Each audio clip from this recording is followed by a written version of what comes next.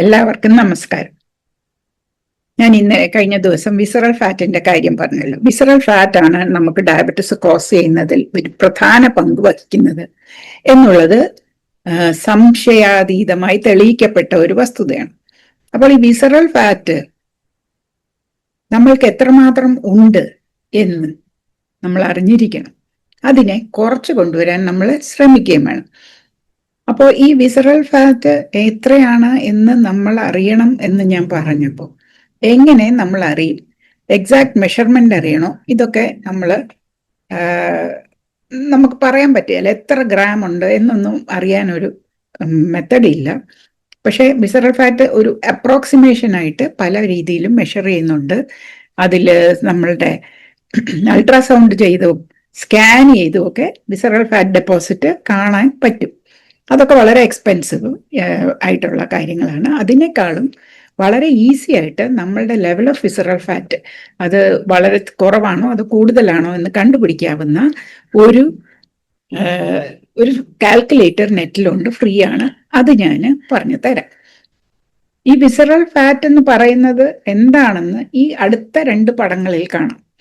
അതായത് നമ്മളുടെ വയറിന്റെ ഭാഗത്ത്, നമ്മളുടെ വയറിന്റെ തൊലി മുകളിലുള്ള സ്കിൻ ഉണ്ടല്ലോ, സ്കിന്നിന്റെ അടിയിലും വയറിന്റെ ആ ഫ്ലഷിന്റെ ഇടയിലും ഉള്ളത് സബ്ക്യൂട്ടേനിയസ് ഫാറ്റും, ആ വോൾ ഓഫ് ദ സ്റ്റമക്കിനകത്തേക്ക് ലിവറിലും സ്മോൾ ഇൻറ്റസ്റ്റൈനിന്റെ പുറത്തും വയറിന്റെ പുറത്തും പാൻക്രിയാസിന്റെ പുറത്തും എല്ലായിടത്തും സ്പ്രെഡ് ചെയ്ത് കിടക്കുന്നത് വിസറൽ ഫാറ്റുമാണ്.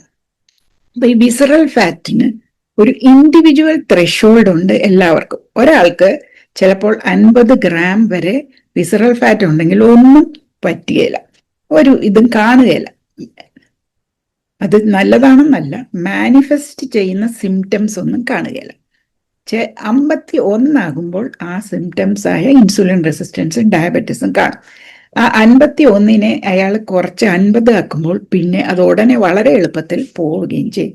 ബിഗിനിങ് സ്റ്റേജസ് ഓഫ് ഡയബറ്റീസിൽ ഇത് പറ്റും. നമ്മൾ ഡയറ്റ് ചെയ്യുക, ഇന്റർമീഡിയറ്റ് ഫാസ്റ്റിംഗ് ചെയ്യുക ഒക്കെ ചെയ്യുമ്പോൾ ഈ ഫാറ്റ് മെൽറ്റ് ചെയ്ത് പോകും.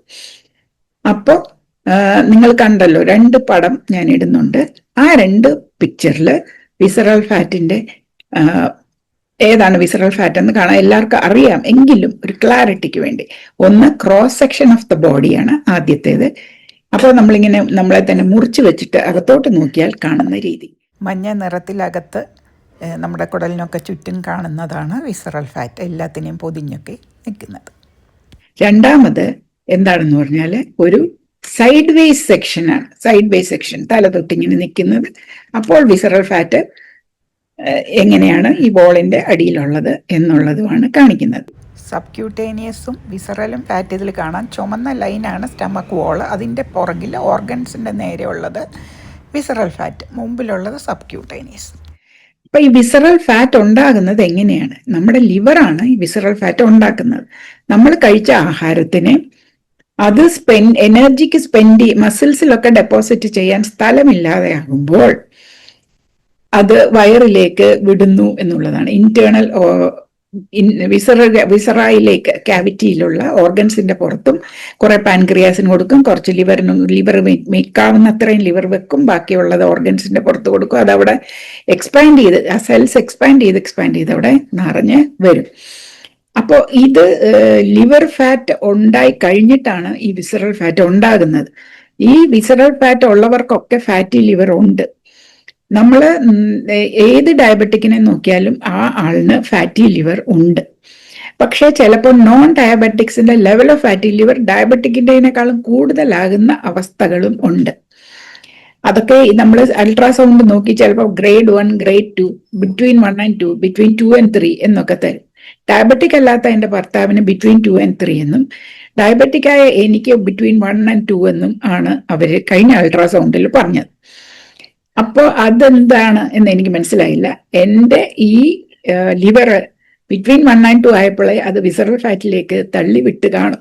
അങ്ങനെ എനിക്ക് ചിന്തിക്കാൻ പറ്റുള്ളൂ. ഇതിൻ്റെയൊക്കെ കാര്യം കൂടുതൽ വായിച്ച് നോക്കി മനസ്സിലാക്കേണ്ടതാണ്. അപ്പൊ അതാണ് ഒന്നാമത്തെ കാര്യം ഞാൻ പറഞ്ഞു, വിസറൽ ഫാറ്റ്. രണ്ടാമത്തെ കാര്യം മെഷർമെന്റ്.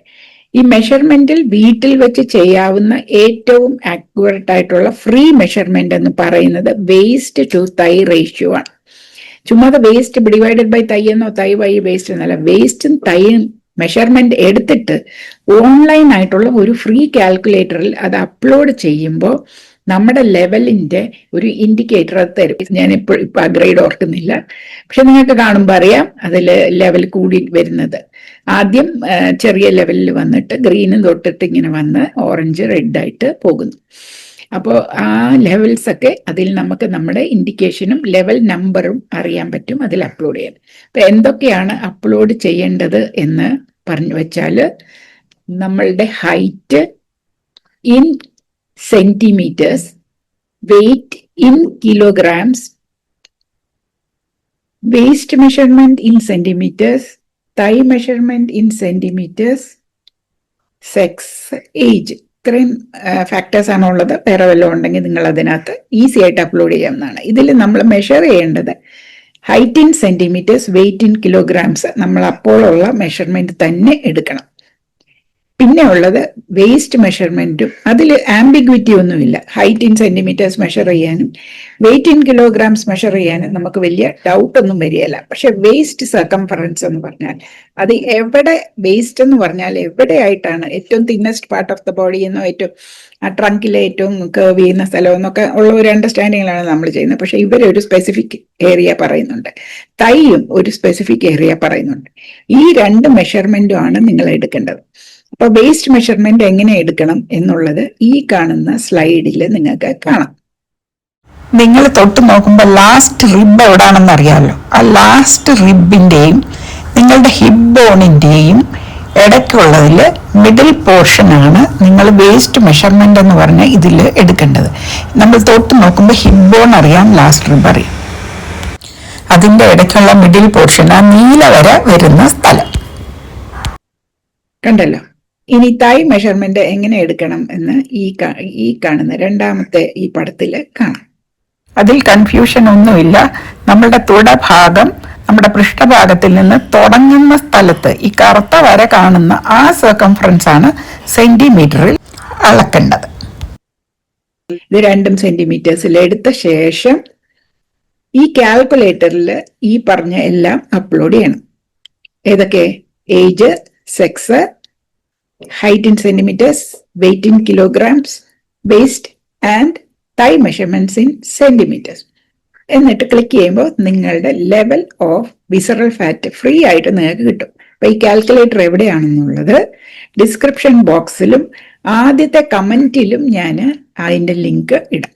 അപ്പൊ അത് നോക്കി നിങ്ങൾ എൻറ്റർ ചെയ്ത് നോക്കിയാൽ നിങ്ങൾക്ക് നിങ്ങളുടെ ലെവൽ ഓഫ് വിസറൽ ഫാറ്റ് കണ്ടുപിടിക്കാം. അത് മോസ്റ്റ് ആക്യുറേറ്റ് ആയിട്ട് ഹോമിൽ ചെയ്യാവുന്ന ഒരുവിധം ഏറ്റവും ആക്യുറേറ്റ് ആയിട്ട് സ്കാനിലൊക്കെ കിട്ടുന്ന അതിന്റെ അടുത്തുള്ള റിസൾട്ട് കിട്ടും എന്നാണ് ഇത് ഞാൻ പരിചയപ്പെട്ടപ്പോൾ മനസ്സിലാക്കിയത്. അപ്പോൾ ഇത് നിങ്ങൾ ചെയ്യണം. ചെയ്ത് കഴിഞ്ഞിട്ട് നിങ്ങളുടെ ലെവൽ ഒരു നമ്പർ കാണും. എൻ്റേത് ലെവൽ നമ്പർ 13 എന്നോ മറ്റോ ആണ്. ആ നമ്പർ കമന്റ് ബോക്സിൽ നിശ്ചയമായിട്ട് എഴുതി എന്നെ അറിയിക്കണം. അപ്പോൾ എനിക്ക് മനസ്സിലാകും ഇതിൽ എത്ര പേർക്ക് വിസറൽ ഫാറ്റ് ഡയബറ്റിസിന് കാരണമായിട്ടുണ്ട് എന്ന്. ഡയബറ്റീസിന് വിസറൽ ഫാറ്റ് അല്ലാത്ത കാരണങ്ങളും ഉണ്ടാകാം. എന്തെങ്കിലും അസുഖം വന്ന് ചെറിയതായിട്ടുള്ള പാൻക്രിയാറ്റിക് ഡാമേജോ ലിവർ ഫംഗ്ഷൻ എന്തെങ്കിലും ഡാമേജ് പറ്റിയതോ ഒക്കെ ആവാം. പക്ഷെ വിസറൽ ഫാറ്റ് ആണ് കോമൺ ആയിട്ടുള്ള ടൈപ്പ് 2 ഡയബറ്റീസിന്റെ മെയിൻ കാര്യം. അപ്പോൾ ഇത് മെഷർ ചെയ്തിട്ട് എന്നെ അറിയിക്കണേ. അപ്പോൾ എല്ലാവരെയും വീണ്ടും കാണാം. ഞാൻ വിസറൽ ഫാറ്റിന്റെ കാര്യം അടുത്തത് പറയാം, എന്റെ ഭക്ഷണക്രമവും പറയാം. നന്ദി, നമസ്കാരം.